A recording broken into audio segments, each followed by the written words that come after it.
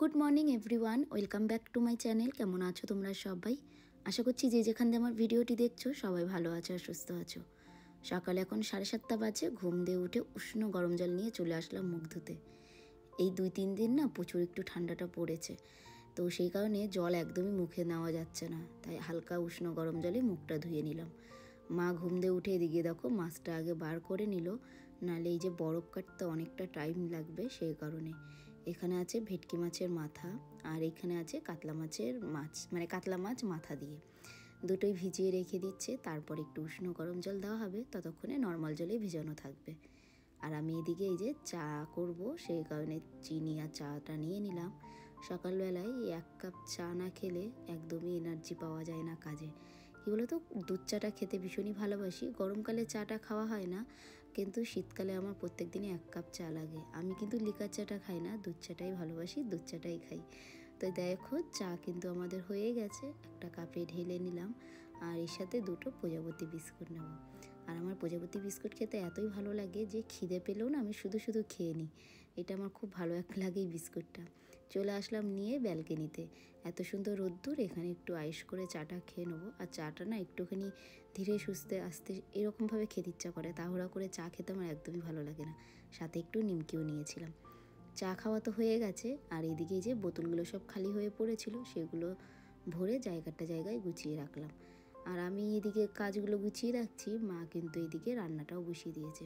এই দেখো ভেটকি মাছের মাথাটা আজকে করছে। এটা কিন্তু এরকম বেশ মাখা মাখাই হয়, কোনো আলু ঠালু কিছুই দেবে না। আর এই মাছের মাথা কিন্তু আগে আমরা খেতাম না, একদিন রান্না করেছিল, তারপর দিয়ে না মুখে লেগে গেছে। তা মাকে মাঝে সাঝেই বলি এই মাছের মাথাটা একটু রান্না করে দিতে। তো বাজার দিয়ে নিয়ে এসেছিলো, তো সেটাই আজকে রান্না হলো। রান্না হয়ে গেছে, আমি এদিকে চলে এসেছি এই যে ওভেনগুলো পরিষ্কার করে নিতে। আজকে রান্না করতে গিয়ে তেল একদম উঠে গেছে মাথার ওপর। এতটা উঁচুতে তেল উঠেছে যে ভালো করে আজ সাবান নিয়ে না ডললে হবে না। পুরো দেয়ালগুলো তো কতটা দূরে দূরে তেল গিয়ে ছিটকে পড়েছে।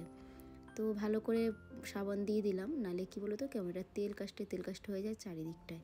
এদিকে ভালো করে পরিষ্কার করে নিলাম, বেসিনগুলো মুছে নিয়েছি, বাসনগুলো ধুয়ে রেখে দিয়েছি। শুকিয়ে গেলে জায়গায় রেখে দেবো। তারপর চলে আসলাম, এই দেখো শীতকালে তো জানোই এক্সট্রা এইসব কাজগুলো থাকেই। এই যে কি ভারী কম্বল, আর এই শীতে দেখবে কম্বল জামাকাপড় প্রচুর নোংরা হয়, আর এগুলো না কাচলেও হবে না। এই কম্বলটা তো আমি তুলতেই পারছিলাম না, এতটাই ভারী। কি বলো তো, এই কম্বল এমনি হালকা, কিন্তু জল পড়লে না প্রচণ্ড ভারী হয়। সেটা তোমরা আমাকে দেখেই বুঝতে পারবে। কম্বল তোলার সাথে সাথে আমিও নিজে সোজা হয়ে যাচ্ছি, এতটাই ভারী। খুব কষ্ট করে এটা কেচেছি। ওয়াশিং মেশিন নেই বলে এইভাবেই আমি কাচি। আর যাদের ওয়াশিং মেশিন আছে তাদের তো কোনো ব্যাপার না, মেশিনে ঢুকিয়ে দেবে আর কাচা হয়ে যাবে। কিন্তু যাদের নেই তারা কিন্তু এরকম ফেলে মাটিতে পা দিয়ে করতে পারো, তাহলে ভালো পরিষ্কার হয়। কেন হাত দিয়ে না অত থোপা যায় না, যা পা দিয়ে একটুখানি মারিয়ে নিলে হয়ে যায়। এইদিকে দেখো কাঁচা হয়ে গেছে, কষ্ট করে কলের মাথায় তুলে রেখেছি, ততক্ষণে জলটা ঝরবে, নালে তো মেলাই যাবে না, প্রচণ্ড ভারী। তারপর একটুখানি কাজকর্ম সেরে নিলাম ঘরে, ততক্ষণে এটা জল ঝরে গেছে। তো আমি চলে এসেছি ছাদে। আর আজকে প্রচণ্ড রোদ্দুরও আছে, এবার দিয়ে দেবো। আর কি বলো তো, আমাদের দড়িগুলো এতটাই নিচু না, এই সব বড় বড় জিনিসগুলো মিলতে খুবই অসুবিধা হয়, কিন্তু কিছু করার নেই। আর এই কম্বলটা এখন জলটা ঝরে গেছে তো এখন বেশ হালকা, কিন্তু জল থাকলে যে কি পরিমাণের ভারী হয় কি বলবো। আর কম্বলটা কিন্তু বেশ বড়, তো আমি এরকম দুপাট করে দিয়েছি, যেহেতু দড়িটা নিচু প্রথমেই বললাম, তো পুরো লটাবে, সেই কারণে এরকম দুপাট করে দিয়েছি। মাঝে এসে আবার একটুখানি উল্টে দিয়ে যাব, তাহলে শুকিয়ে যাবে। আজকে কিন্তু হাওয়াটাও বেশ দিচ্ছে, এই 31 থেকেই না এরকম ঠান্ডাটা পড়েছে। আর সাথে করে একেবারে আলু নিয়ে এসেছিলাম, সেগুলো ধুয়ে রাখবো। 14বার সিঁড়ি দিয়ে ওঠানামা করতে কষ্ট হয়ে যায় বলে একবারে কম্বলের সঙ্গে আলুর ঝুড়িটা নিয়েও চলে এসেছি। বাসনগুলো শুকিয়ে গেছে, সব জায়গাটা গুছিয়ে রেখে তারপরে ভাবলাম এই গামলাতে করে আলুগুলো নিয়ে চলে যাই ছাদে। রোদ্দুরে বসে বসে ধোয়াও হবে, আর রোদ্রে দিয়ে নিচে চলে যাব। আর বেসিনের মধ্যে ধুলে প্রচুর বালি, আর দেখতে পাচ্ছ এই নতুন আলুগুলোতে না প্রচুর বালি জল, ওই কারণে আর ঘরের মধ্যে ধুলাম না, ছাদে চলে এসেছি। আলুগুলো ধোয়া হয়ে গেছে, এবার একটুখানি রোদ্রে রেখে দেবো, তাহলে ভালোভাবে শুকিয়ে গেলে পরে নিচে নিয়ে রেখে দেবো জায়গায়। ব্যাস কাজকর্ম সব কমপ্লিট। স্নান টান করে খেয়ে দিয়ে একটু গা হাত পায়ে তেল মেখে রোদ্দুরে শুয়ে আছি।